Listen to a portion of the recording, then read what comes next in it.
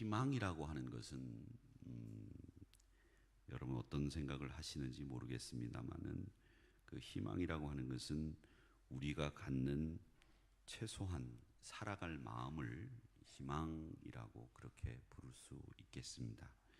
뭐 거창하게 희망을 이야기할 수도 있겠지만은 희망이 사라지면 사람들은 다 죽을 생각을 합니다. 2004년도로 제가 기억을 하고 있는데 인천의 한 고층 아파트에서 어머니가 8살 난 딸하고 6살 난 딸아이를 고층 아파트에서 던졌습니다. 그리고 3살 낸 아들을 품에 안고 자기도 고층 아파트에서 떨어졌습니다.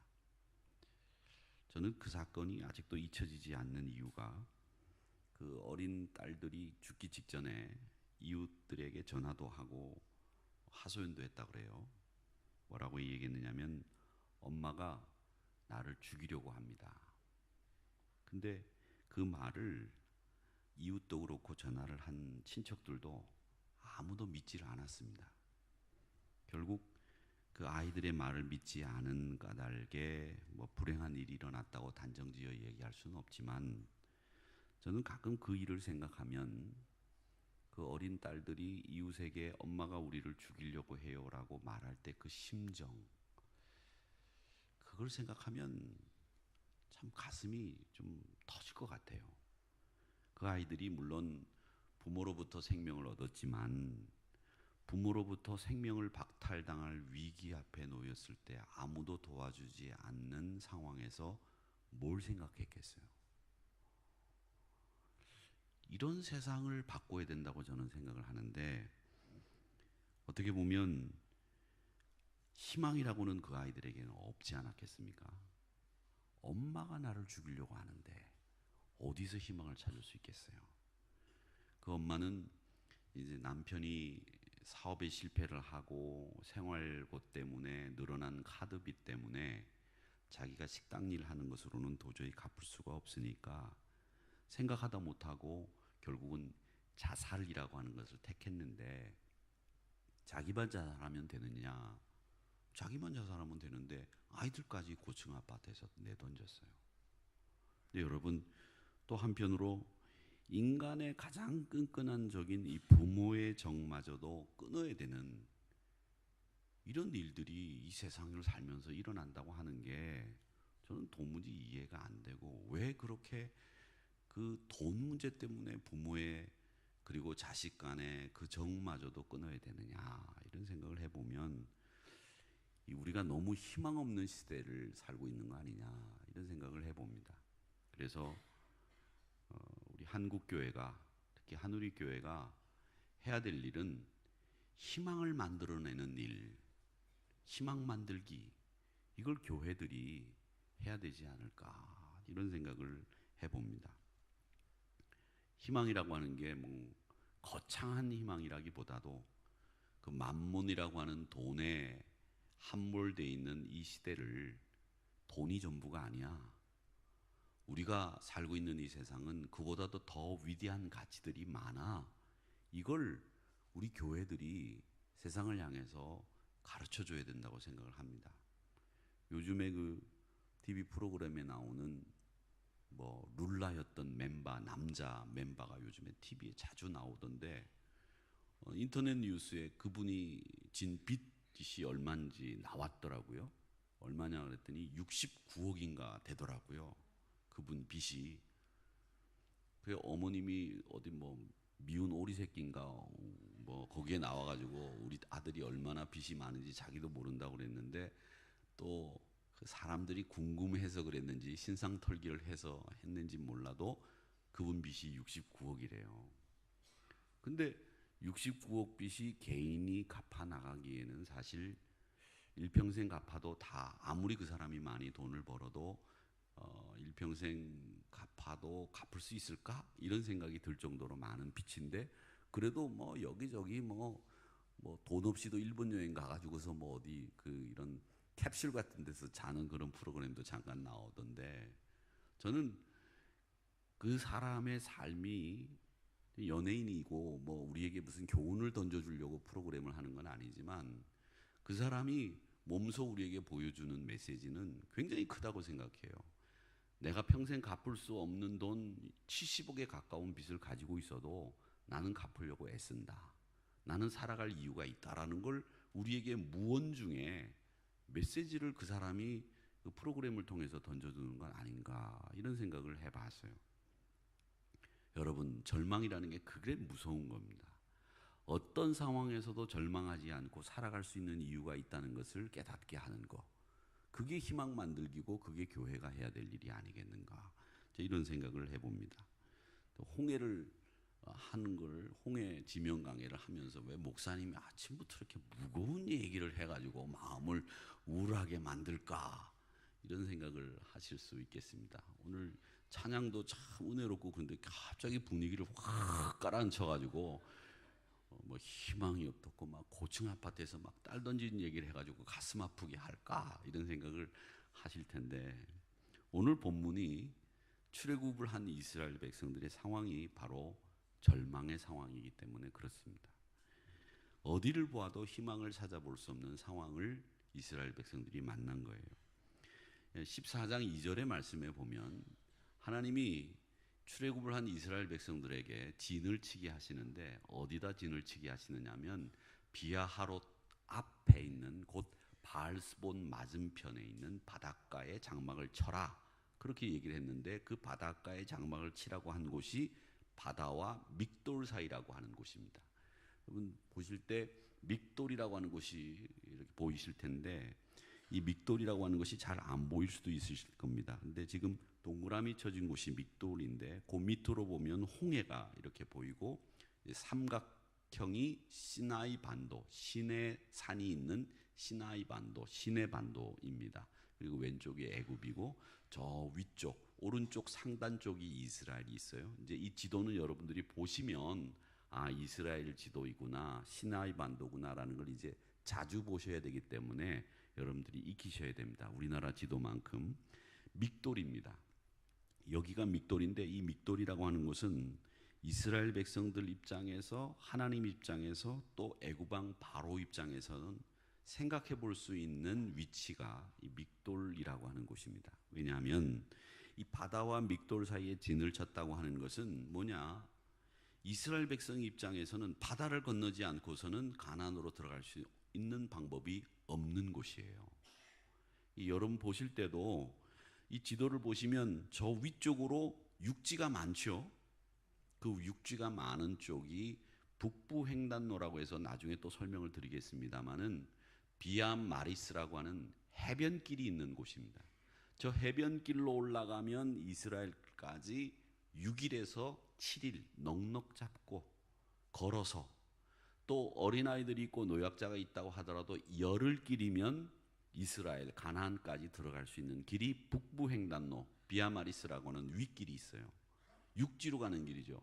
그런데 하나님이 여기 우리가 읽지는 않았습니다만은 13장 18절 말씀에 보면 이렇게 돼 있어요. 제가 읽어보겠습니다. 그러므로 하나님이 홍해의 광야길로 돌려 백성을 인도하심에 이스라엘 자손이 애굽 땅에서 대열을 지어 나올 때에 이렇게 돼 있습니다. 13장 18절 말씀에 보면 하나님이 이스라엘을 저 북부 횡단로라고 하는 위쪽 길 지중해를 따라가는 비아마리스라고 하는 그 해변길로 올라가게 하지 않고 이 아랫길로 이 광야길로 돌리셨다는 거예요. 내려가게 하셨다는 거죠. 그리고 난 뒤에 하나님이 명령하신 것이 뭐냐면 믹돌에다가 진을 쳐라 이렇게 이야기를 하신 겁니다. 근데 이스라엘 백성 입장에서는 이제 홍해를 건너지 않으면 이 믹돌에서 가나안으로 갈 수 있는 길이 없어요. 여러분 보시기에도 그렇죠. 앞에 홍해가 있지 않습니까? 위에 엄연한 길이 있는데 왜 아래로 돌리셨을까? 또 애굽왕 바로 입장에서는 10가지 재앙 이후에 이스라엘 백성들을 나가라고 했는데 마음이 변했어요. 이 사람들이 우리를 그동안 노예로 잘 섬겨주다가 그 노동력이 빠져나가니까 그 노동력을 어떻게 벌충을 할 거냐 이런 생각을 하다가 이제 10가지 재앙도 끝났겠다. 이걸 그냥 둬서는 안 되겠다 싶어서 애굽 왕은 믹돌에다 진을 쳤다는 얘기를 듣고 아하, 이스라엘 백성들이 이제는 꼼짝없이 갇혔구나. 뒤에서 우리가 추격을 해 들어가면 앞에는 바다밖에 없으니까 우리가 얘네들을 섬멸하고 항복시켜서 다시 노예로 끌고 올 수 있겠다라는 계산이 쓰는 거예요. 이스라엘 백성들 입장에서도 야, 이제는 더 이상 빠져나갈 데도 없는 이 길로 왜 하나님이 우리를 인도하셨을까? 이런 생각을 하게 되는 거죠. 그런데 하나님이 이 믹돌에다가 진을 치게 하셨다고 하는 것은 이스라엘 백성들을 먼 길로 돌리게 하시려고 하는 의도를 보이신 결정적인 사건이 바로 이 믹돌에다 진을 친 사건입니다. 왜 하나님이 이 먼 길로 돌리셨을까? 우린 여러 가지 생각을 해볼 수 있습니다. 왜 하나님이 먼 길로 돌리셨을까? 여러분, 이 먼 길로 돌리는 하나님의 의도를 여러분 충분히 이해하실 거예요. 대기만성이란 말이 있죠. 큰 그릇은 오랜 시간이 지나야 만들어진다는 말입니다. 애굽을 떠나도 좋다고 하는 명령을 바로가 하기는 했지만 이제 완전히 갇힌 이스라엘 백성들을 사로잡아서 돌아올 날 이제 얼마 안 남지 않았다. 이건 시간 문제다 이렇게 생각을 하고 군대를 출동시켰는데 이런 상황에서 이스라엘 백성들이 취할 수 있는 선택의 길은 뭐겠어요? 뭐겠습니까? 바다에 빠져 죽든가 아니면 애국 군대 칼에 의해서 죽든가밖에 없는 거예요.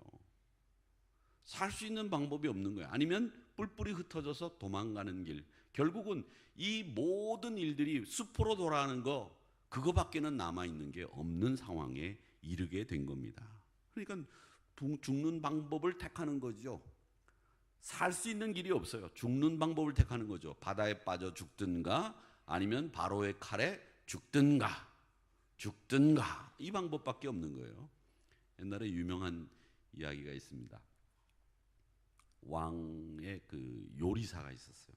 왕이 건강이 좋지 않아서 이 요리사가 왕을 극진하게 섬기면서 왕의 건강을 위해 요리를 잘 만들어서 산의 진미로 또 건강식으로만 이렇게 만들어서 살충제 들어가 있는 계란은 안 쓰고 이렇게 해서 잘 이렇게 여름이면 뭐 삼계탕으로 뭐 여름이면 뭐 황기 넣고 인삼 넣고 막 넣어가지고 팍 끓여서 주고 좀 그런 걸 먹어보질 못해서 제가 이런 얘기를 하는 겁니다. 눈물 나.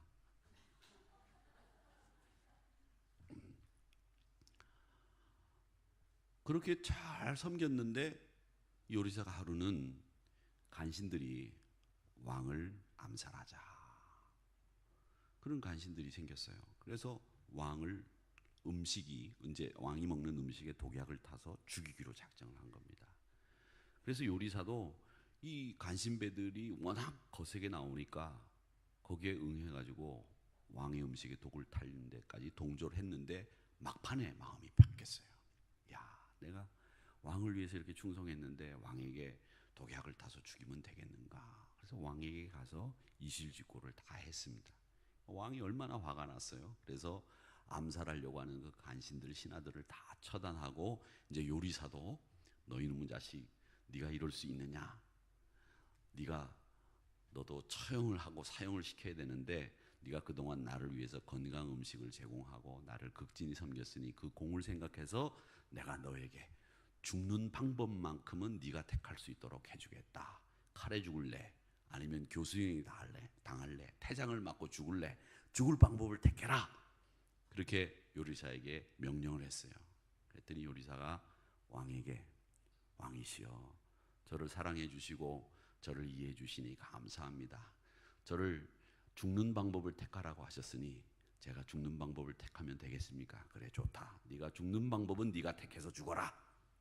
그러면 왕이여 제가 늙어 죽는 방법을 택하겠습니다. 그래서 그것도 죽는 방법 중에 하나잖아요. 그래서 그 요리사가 늙어서 죽었다라고 하는 얘기가 있습니다. 여러분 지혜로운 사람은 어떤 상황에서도 빠져나올 수 있는 거죠. 그런데 칼이든지 뭐든지 지금 이스라엘 백성들이 믹돌에 진을 치고 애굽의 군대가 출동을 했으니 죽을 방법은 애굽의 군대 칼에 죽는 방법 아니면 바다에 빠져 죽는 방법밖에 없는 거예요. 그러니까 이스라엘 백성들이 불평을 하는 거죠. 뭐라고 불평하느냐? 14장 11절 12절에 이렇게 얘기를 합니다. 우리 같이 한번 읽어보겠습니다. 불평의 내용인데 시작. 그들이 또 모세에게 이르되 애굽에 매장지가 없어서 당신이 우리를 이끌어내어 이 광야에서 죽게 하느냐?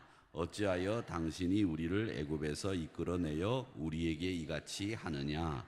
우리가 애굽에서 당신에게 이른 말이 이것이 아니냐? 이르기를 우리를 내버려 두라. 우리가 애굽 사람을 섬길 것이라 하지 아니하더냐? 애굽 사람을 섬기는 것이 광야에서 죽는 것보다 낫겠노라.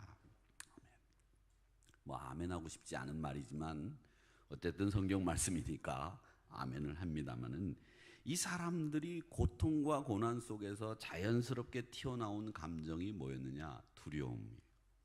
분노예요. 원망이 튀어나왔습니다. 이스라엘 백성들이 지금 기억하고 있는 건 뭐냐면 노예 생활이에요. 근데 노예 생활은 매맞고 중노동에 시달리고 무시당하고 인간으로서 최소한의 대우도 못 받는 생활을 한 겁니다. 그런데 그런 생활을 하더라도 죽지는 않아요. 연명할 수는 있어요. 그러니까 이 죽는 것보다는 그게 낫다라고 하는 노예 근성에서 벗어나지 못하는 말로 지금 원망하고 있는 거예요. 그러니까 여러분, 원망이라고 하는 거, 분노라고 하는 건 합리적이지 않습니다. 대의도 없습니다. 명분도 없어요. 그냥 현실적으로 눈앞에 보이는 것 가지고 구별 없이 분별 없이 하는 말들이 대개 보면 원망입니다. 아무 생각 없이 현실만 보고 하는 것들이 원망일 경우가 많아요. 근데 이 원망은 우리의 욕구가 좌절되고 우리의 좌절이 그 원인이 됐는데, 그 원인이 어디 있느냐? 타인에게나 환경에 있다고 생각하고 말하는 이런 것이 대개 원망이 됩니다. 그러니까 여러분, 우리는 우리를 정확하게 볼 수 있는 눈이 열려야 이 원망에서 벗어날 수 있어요. 그런데 대개 보면 내가 욕구하는 것들이 좌절되면 타인에게 그 시선을 돌리고 환경에 그 시선을 돌리는 거예요. 타인에게 원인을 돌리고 환경의 원인을 돌리게 되면 뭐가 나오느냐? 원망이 나오는 거예요.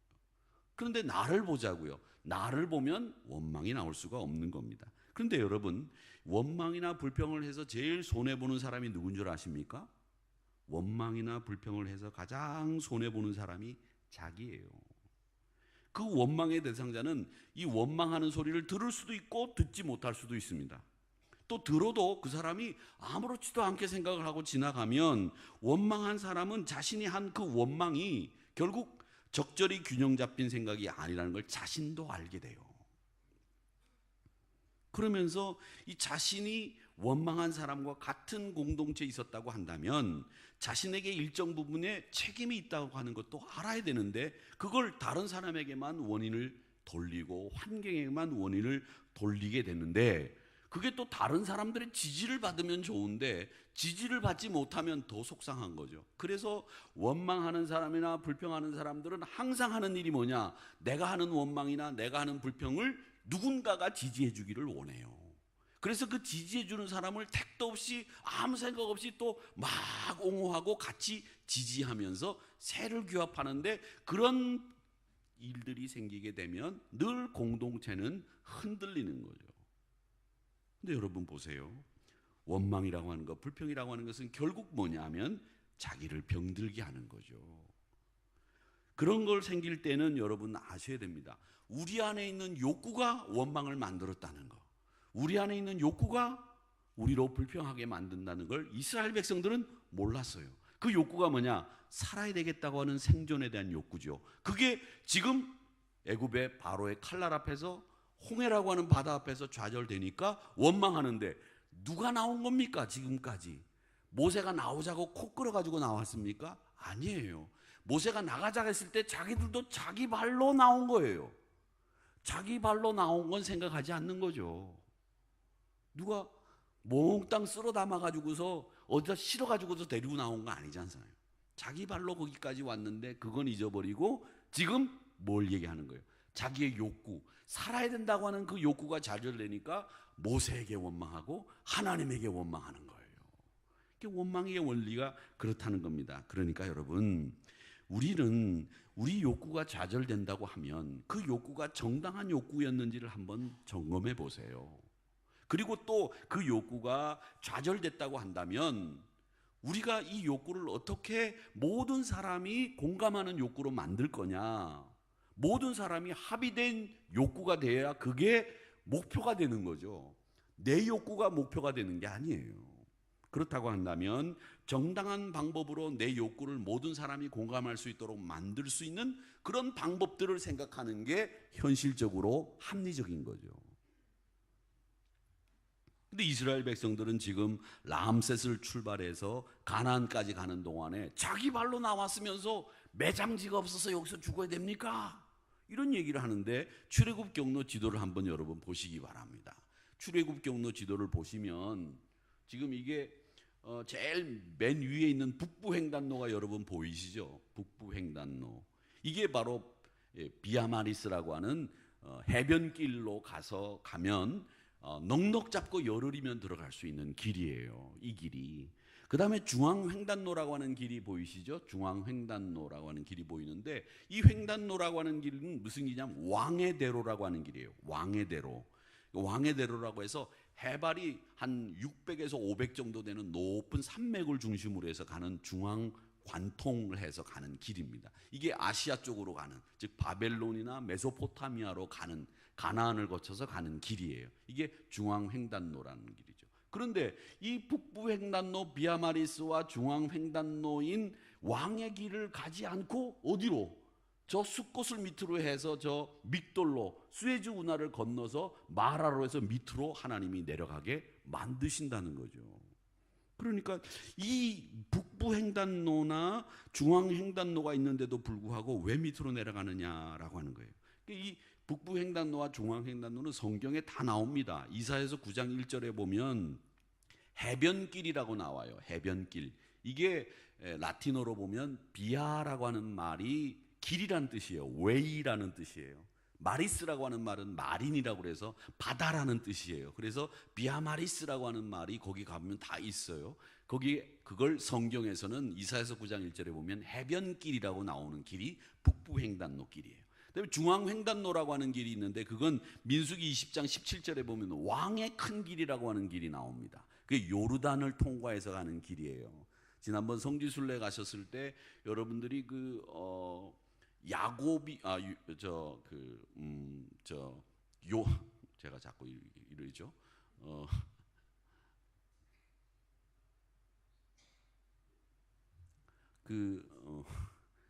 잠깐만 계세요. 제가 머릿속에서 갑자기 생각이 안 나서 그러니까 광야에서 세례 요한이 참수당한 참수터가 있어서 거기를 보셨을 겁니다. 그 세례 요한의 참수터가 있는 그 높은 길이 왕의 큰 길이에요. 지난번에 성지순례 가셔서 보셨던 분들은 아실 겁니다. 그게 중앙 통로길로 해서 산지길이에요. 근데 산지길인데 워낙 높기 때문에 강도들이 계곡에는 있지만 위에는 강도들이 오지를 못해서 그 중앙 산지길로 해서 올라가는 길이라고 하는 것이 바로 이 왕의 큰 길이라고 성경에 나옵니다. 자, 그런데 그 길로 안 갔다는 거죠. 그렇게 해서 홍해를 건너게 되는데 홍해는 갈대바다라고도 부릅니다. 갈대바다라고 암스프라고도 불러요. 암스프라고 부르는데 그리스 사람들은 이 홍해를 뭐라고 불렀느냐면 에루두사 달라사라고 그렇게 얘기를 해서 이 홍해라고 하는 말이 그리스 사람들이 만든 말이에요. 그래서 붉은 바다라고 불렀는데 지금은 이 홍해가 지중해하고 이 홍해를 연결하는 수에즈 운하가 있습니다. 그 수에즈 운하가 있는데 원래 유럽에서 아시아로 가려면 저 아프리카 케이프타운으로 해서 저 밑으로 돌아야 되는데 이 홍해가 있는 이 수에즈 운하가 있어서 중간을 거쳐서 이렇게 나가는 그 길이 열린 거죠. 그래서 수에즈 운하를 가보신 분들 아시겠지만 옛날에는 수에즈 운하가 굉장히 좁았다 그래요. 그래서 좁은 그 수에즈 운하를 이렇게 앞에서 이끄는 배가 여기를 통과하게 했는데 지금은 굉장히 넓어져 있습니다. 근데 여기 세계 물동량의 8%가 이 수에즈 운하를 통과해서 아시아로 오고 아시아에서 유럽으로 간다고 그래요. 그러니까 얼마나 많은 물동량이 여기를 통과한다는 걸 알 수 있죠. 이게 바로 홍해가 있는 곳, 우리 이스라엘 백성들이 믹돌 앞에서 바다를 건넌 곳에 있는 바다의 모습입니다. 근데 이 바다는 여러분 사진으로 여러분 보셨겠지만 빅토우스의 홍해 일출 사진을 여러분 보시면 일출 사진 한번 보이시죠? 걸어서 건널 수 있게 생기지 않았죠? 어떻게 돼요? 걸어서 건널 수 있게 돼 있어요? 걸어서는 못 건너게 생겼어요. 제가 봐도 걸어서는 못 건너게 생겼어요. 예수님이 물 위를 걸으신 것처럼 걸으면 몰라. 왼발 빠지기 전에 오른발, 오른발 빠지기 전에 왼발 하면 건너갈 수 있을는지 모르지만 이건 그냥 걸어서 건널 수 있는 게 아니에요.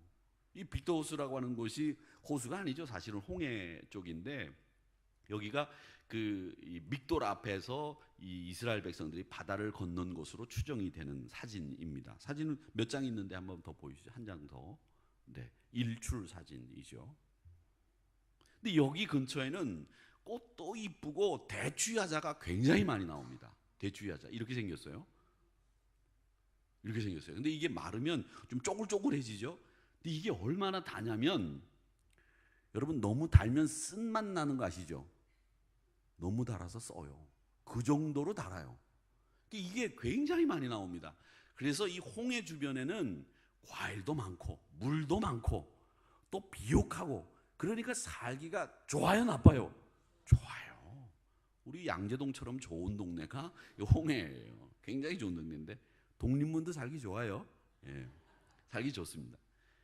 그런데 이 홍해 얘기를 좀 말씀드리면 바다가 갈라진 것에 대해서 과학자들이, 예수 믿는 과학자들이 이걸 굉장히 많이 고민을 했어요. 그 감리교 소설가인 김성일 씨, 이태원 감리교회를 다니시죠?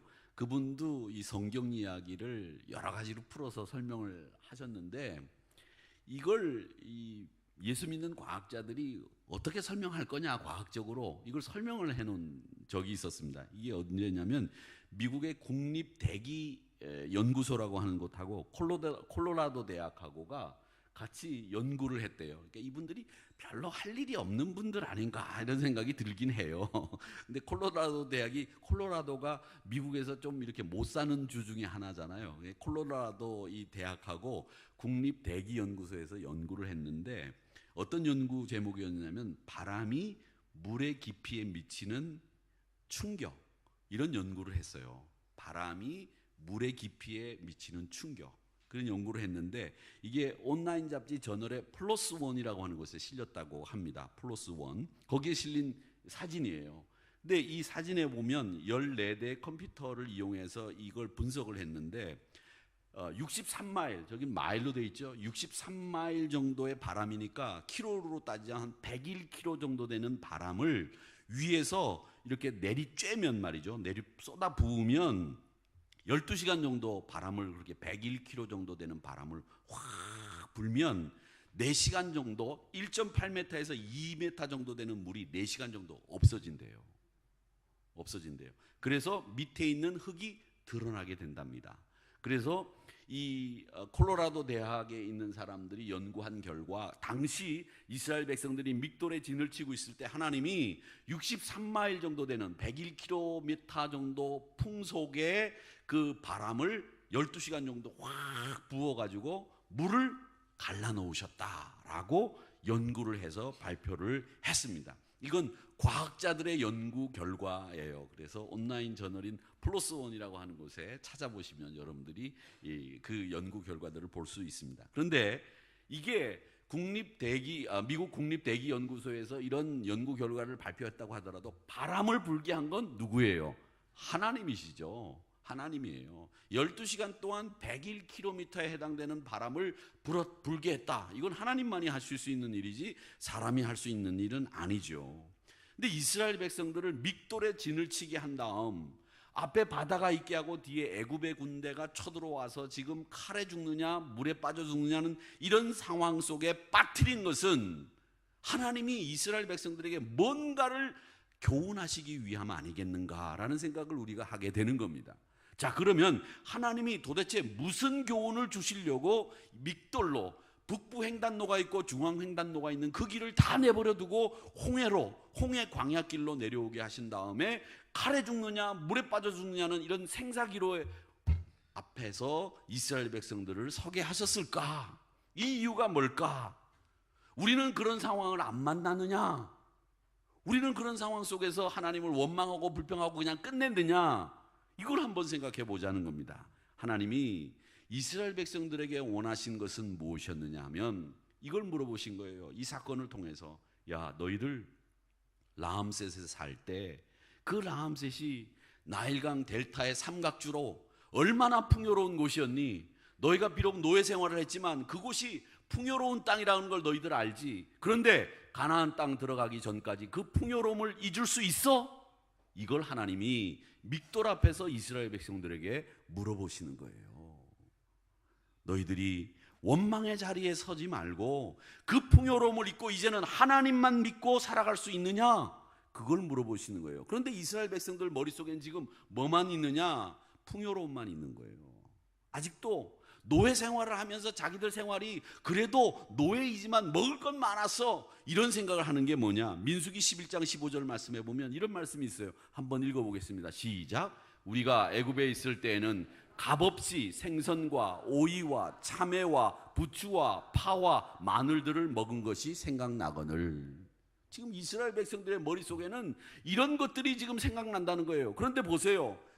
지금 먹을 것들을 보세요. 다 먹을 게 뭐냐? 파, 마늘, 부추. 이 뭐예요? 어떤 음식이에요? 아, 목사님, 이거 마늘 많이 드세요. 부추 많이 드세요. 왜요? 몸에 좋은 거래요. 힘을 솟게 하는 거래요. 소위 말하는 강정제예요. 스님들은 먹어서는 안 되는 것들, 이런 음식이에요. 그러니까 이건 뭘 얘기하느냐면 이스라엘 백성들이 지금 나와가지고 애굽에서 나와서 뭘 생각하느냐? 자기들의 생존을 위해서 먹을 걸 생각하는 게 아니에요. 지금 내가 어떻게 하면 더 힘있게 더 욕구를 충족시키며 살 수 있는 길이 뭘까? 그런 음식을 못 먹어서 지금 안달이 난 거죠. 배고파서 이런 음식이 생각난 게 아니에요. 그러니까 자신들이 젖어있던 옛날의 그 풍요로움, 자기 마음대로 하던 생활, 자기의 욕구를 충족시키기 위한 그런 음식들이 없다는 불평을 지금 하고 있는 거죠. 그러니까 하나님이 이 믹돌 사이에 세워놓고 애굽의 군대 칼에 죽을 거냐, 바다에 빠져 죽을 거냐, 이런 앞에서 하나님을 절대 의지하고 살아갈 수 있는 교훈을 이스라엘 백성들에게 주는 거예요. 너희들 라암셋의 풍요를 잊을 수 있어? 그럴 수 없다면 너희들은 가나안에 못 들어가. 사랑하는 성도 여러분, 우리도 홍해 앞에 설 수가 있습니다. 우리 인생에서 홍해 앞에 설 때가 있어요. 그런데 그때 우리에게 정말 필요한 것은 과거의 풍요로움을 생각하면서 원망하는 게 아니에요. 야, 그 많은 재산 우리 할아버지가 노름해서 다 갖다 버렸대. 야, 우리 남편이 사업에 실패만 안 했어도 내가 지금 이러고 살진 않는데, 그거 원망해서 뭐 하겠다는 거예요 지금. 그런데 우리는 그런 원망과 불평, 그리고 지금 내가 이렇게 된 것에 대해서 그 원인을 다 남편에게, 할아버지에게, 남에게 다 돌리잖아요. 그리고 마음속에는 늘 원망을 가지고 다니면서 병든 마음을 가지고 산단 말이죠. 여러분, 지금 이 자리에 나온 거, 거기까지 나온 건 내 발로 온 거예요. 그런데 원망해서 뭐 하겠어요? 그래서 너희들 과거의 라암셋의 풍요로움을 기억하는 게 중요한 게 아니야. 그거 기억하면 원망밖에 더해. 더 중요한 건 이제 라암셋의 풍요로움을 기억하는 것보다 하나님을 의지하는 게 필요해. 이 얘기를 지금 믹돌 앞에 선 이스라엘 백성들에게 물어보고 계신 거예요. 시편 84편 12절 말씀을 한번 읽어보겠습니다. 시작. 만군의 여호와여, 주께 의지하는 자는 복이 있나이다. 아멘. 146편 3절 읽어보겠습니다. 시작. 귀인들을 의지하지 말며 도울 힘을 없는 인생도 의지하지 말지니. 누구를 의지하라는 거예요? 하나님을 의지하라는 거예요. 그러니까 지금 홍해 앞에 서 있는 이스라엘 백성들에게는 뭘 얘기하느냐? 네가 라암셋의 풍요를 기억하겠느냐? 하나님을 의지하겠느냐? 그걸 물어보시는 거란 말이죠. 사랑하는 성도 여러분, 홍해에 거친 바람, 성난 바로 군대의 추격 앞에서 하나님을 의지하시기를 주의 이름으로 축원합니다.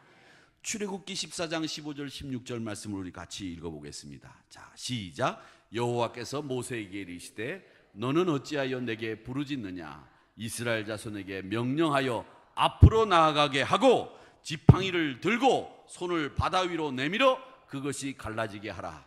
이스라엘 자손이 바다 가운데서 마른 땅으로 행하리라. 아멘. 하나님을 의지한다면 너희들이 하나님 백성에게 명령해서 앞으로 가라. 지팡이를 들어서 손으로 바다를 향해 내밀어라. 그러면 마른 땅으로 행하게 될 것이다 라고 말씀하시고 있는 겁니다.